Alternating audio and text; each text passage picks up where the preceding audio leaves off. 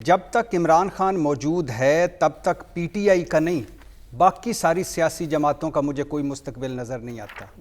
दूसरा, पार्टी बिखरेगी नहीं, टूटेगी नहीं, क्योंकि पार्टी में तहरीक इंसाफ में मौजूद सबको पता है कि वोट है इमरान खान का। अगर ये पार्टी से अलहदा हुए तो ये काउंसलर भी नहीं बन पाएंगे। और ये आज का जो तज्जिया होता है इस वक्त जो हम सारे कर रहे हैं वो आज के इस वक्त के हालात के मुताबिक कर रहे हैं। लेकिन कुछ चीज़ें तय हैं कि जब तक इमरान खान मौजूद है तब तक पीटीआई का नहीं, बाकी सारी सियासी जमातों का मुझे कोई मुस्तकबिल नज़र नहीं आता। दूसरा, पार्टी बिखरेगी नहीं, टूटेगी नहीं, क्योंकि पार्टी में तहरीक इंसाफ में मौजूद सबको पता है कि वोट है इमरान खान का। अगर ये पार्टी से अलहदा हुए तो ये काउंसलर भी नहीं बन पाएंगे और ये साबित हुआ है। तीसरा, अप्रैल 1996 में तहरीक इंसाफ वजूद में आई। पहले दिन से इख्तलाफात इस जमात में रहे, पहले दिन से धड़ेबंदियाँ रहीं, पहले दिन से गिरोहबंदियाँ चलती रहीं, पहले दिन से तंजीमी ढांचे का बुरान रहा, पहले दिन से फ़ैसला साजी का बुरान रहा, पहले दिन से मुशावरत का बुरान रहा। जस्टिस वजी को ले लें, अकबर असबाबर को ले लें, हामिद खान बामुकाबला फवाद चौधरी को ले लें, शाह महमूद कुरैशी बामुकाबला जहांगीर तरीन को ले लें, आज़म खान ग्रुप को ले लें, फैसल वाडा ग्रुप को ले लें, शहजाद अकबर जुल्फ़ी बुखारी ग्रुप को ले लें, अलीम खान चौधरी ग्रुप को ले लें, परवेज़ खटक ग्रुप को ले लें, आतिफ खान शराम तरक्की ग्रुप को ले लें, तहरीक इंसाफ सेंट्रल पंजाब ग्रुप को ले लें, तहरीक इंसाफ जनूबी पंजाब ग्रुप को ले लें, तहरीक इंसाफ कराची या सिंध की धड़ेबंदियों को ले लें, तहरीक इंसाफ असली वाले जो शुरू में इमरान खान साहब के साथ थे उनको ले लें, या तरीके भट्टी साहब आप दुरुस्त फरमा रहे हैं, लेकिन इस वक्त पार्टी को जिन मुश्किलात का सामना है, कानूनी और सियासी महाज पर जिन मुश्किलात का सामना है, उन मुश्किलात के साथ पार्टी में ये अंदरूनी इख्तिलाफात, उससे नुकसान नहीं होगा। मैं उसी तरफ ही आ रहा हूँ, आप अगर सुन लें, मैं उसी तरफ ही आ रहा हूँ। अगर आप सिर्फ 1 मिनट दे देंगी तो मैं सुन लीजिएगा कि तहरीक इंसाफ असली वाले और तहरीक इंसाफ नकली वाले, ये बातें भी हमने सुनी। इमरान खान की काबीना में 5 ग्रुप थे, ये पहले दिन से था। इसका एक अच्छा पहलू ये है कि इख्तलाफ राय हमेशा से रहा, खुलकर एक दूसरे के खिलाफ बोलते रहे, ट्वीट करते रहे। चूंकि पार्टी में डिक्टेटरशिप नहीं थी जिस तरह पीपल्स पार्टी में है, जिस तरह मुस्लिम लीग नून में है, चूंकि तहरीक इंसाफ में मौरूसियत नहीं थी कि जुल्फ़िकार अली भुट्टो, सर शाह नवाज़ भुट्टो, जुल्फ़िकार अली भुट्टो, नुसरत भुट्टो, बेनज़ीर भुट्टो, आसिफ अली ज़रदारी, बिलावल भुट्टो, आसफा भुट्टो, नवाज शरीफ, शहबाज शरीफ, मरियम नवाज़, हमजा इसहाक डार, तो चूंकि ये सब कुछ नहीं था और चूंकि ये कल्चर नहीं था कि बच्चों की ताबेदारी ना करने पर मुस्लिम लीग चौधरी निसार को फारिग कर दे, चंद बयानात देने पर पीपल्स पार्टी मुस्तफ़ा नवाज़ खोखर को फारिग कर दे, इख्तलाफात हों तो महताब अब्बासी फारिग, शाहिद खाकान अब्बासी फारिग, मिफ्ता इस्माइल फारिग। यहाँ ऐसी डिक्टेटरशिप नहीं थी और ना है। अब जो आपने कहा है ना, अब है, ये बिल्कुल न्यू नॉर्मल हालात हैं पाकिस्तान तहरीक इंसाफ के लिए। इसको आपको समझना पड़ेगा। ये किसी भी सियासी जमात के साथ इतना कुछ नहीं हुआ, ना इस मुल्क में पहले 9 मई हुआ है, ना इस मुल्क में ये सब कुछ हुआ है। अब पिछले 2-2.5 सालों में जो कुछ तहरीक इंसाफ के साथ हो चुका है वो आपके सामने है। जब पीटीआई के 80% लोग जो पार्टी छोड़ जाएं, 80% लोग नए आ जाएं, इमरान खान जेल में हो और इमरान खान तक रसाई मुमकिन ना हो, तो ऊपर से पार्टी में रॉन्ग नंबर एक मंसूबे के तहत घुसा दिए जाएं, ब्रूटस घुसा दिए जाएं, तो लिहाजा गलत फैसले भी होंगे, बर वक्त फैसले भी नहीं होंगे, इख्तलाफात भी पैदा होंगे। किसने दी पार्टी में आने क्यों दिया गया फिर, अगर खान साहब के इल्म में नहीं था ये रॉन्ग नंबर्स हैं? जी, एक लिस्ट खान साहब को आज मेरे ख्याल से अली अमीन गंडापुर साहब ने डिस्कस करनी थी।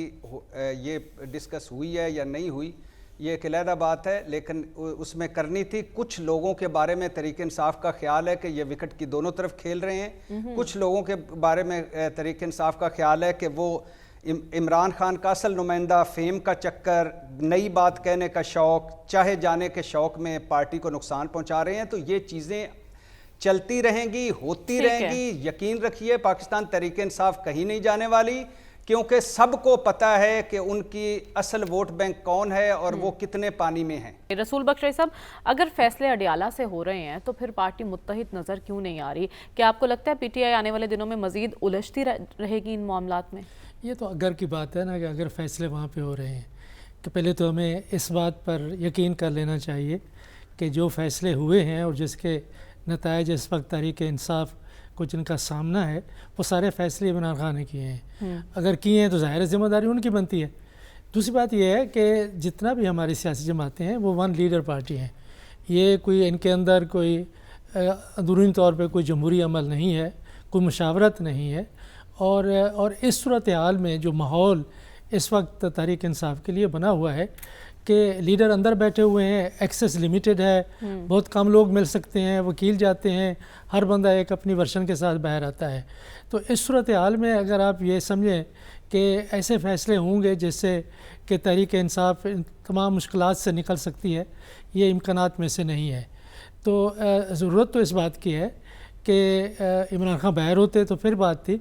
अगर वो नहीं है तो जो कोर कमेटी है वो फ़ैसला करे और तमाम फ़ैसलों की ज़िम्मेदारी वो ख़ुद कबूल करे कि अगर फ़ैसले होते हैं और ये मालूम नहीं कि फ़ैसले किस सतह पर हुए तो इसका मतलब यही है कि वहाँ पे कन्फ्यूजन है।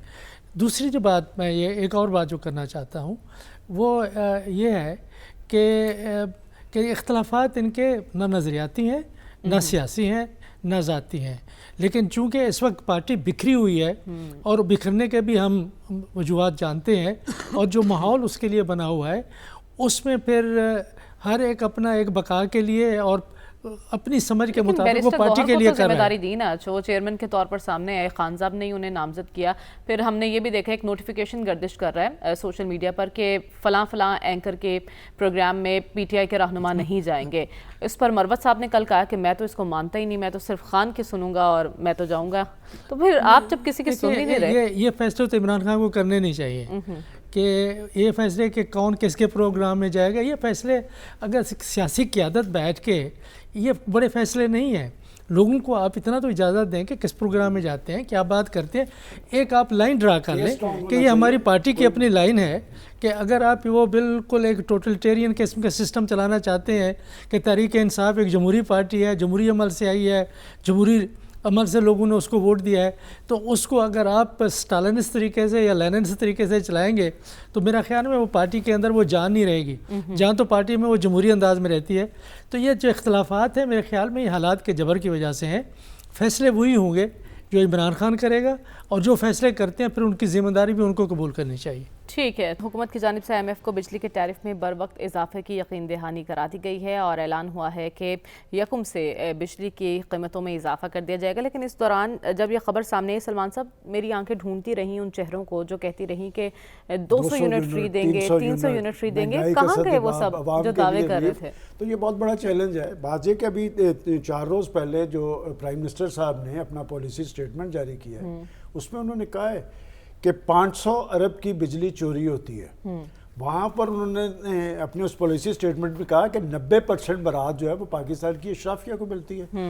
तो वो बार बार अशराफिया की बात करते हैं। देखिए बात ये कि ये बिजली के बिल दरअसल ये एक जिन्न है जो गरीब के घर में आता है और 15 दिन के बाद वो डरना शुरू कर देते हैं, सहम जाते हैं कि बिजली और गैस का बिल आ रहा है। बिजली और गैस के बिलों ने लोगों की ज़िंदगी अजीरन की हुई है, उनका चूल्हा बुझ रहा है, उनका दिल जल रहा है और अगर ये हुकूमतें उनको कोई रिलीफ फराहम ना कर पाई तो ये रद्द-ए-अमल बाहर आएगा। देखें लोग खुद तो भूख बर्दाश्त कर सकते हैं, बच्चों की भूख नहीं बर्दाश्त कर सकते और बच्चों की भूख उन्हें सड़कों पे आने पे मजबूर करेगी। ठीक है। और फिर इस हुकूमत को अपने मुखालिफिन से डरने की ज़रूरत नहीं है क्योंकि अपने ही फैसलों के तय ये खुद दबते चले जाएंगे। डॉक्टर साहब, बिजली और गैस अब भी बड़ा इशू बना हुआ है। हमने देखा जब 16 माह की हुकूमत थी, फिर उसके बाद जब निगरान हुकूमत आई, क्रैक डाउन हुआ, बिजली चोरों को पकड़ा, उसके बाद हासिल क्या हुआ? फिर बिजली की कीमतें वहीं पे रहेंगी। देखें, एक तो मुझे हैरानी इस बात की होती है कि प्राइम मिनिस्टर हो, मिनिस्टर हो, कहता है इतनी बिजली चोरी हो रही है, इतना वो हो रहा है, इतना प्रिविलेजेस मिल रहे हैं। भाई ये क्यों प्राइम मिनिस्टर किसको सुना रहा है?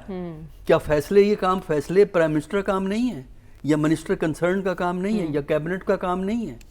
तो बजाय हमें ये सुनाने के आप जाके फैसले करें, लेकिन फैसले नहीं कर सकते क्योंकि